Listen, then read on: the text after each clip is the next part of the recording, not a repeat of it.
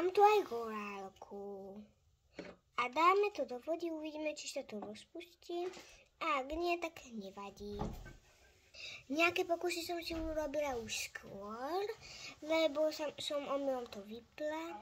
Teraz toto je taká čokoláda, asi je po záruke, to neviem.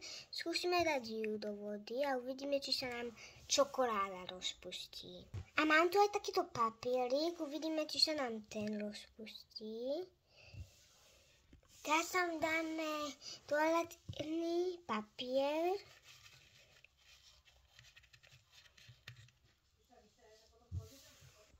Teraz tu mám takúto jar. Uvidíme, či sa nám rozpustí, alebo nie.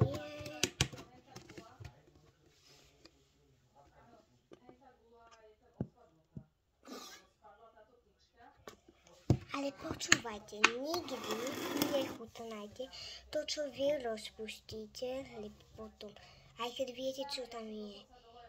Náhodou chcete vypiť gránko a bude to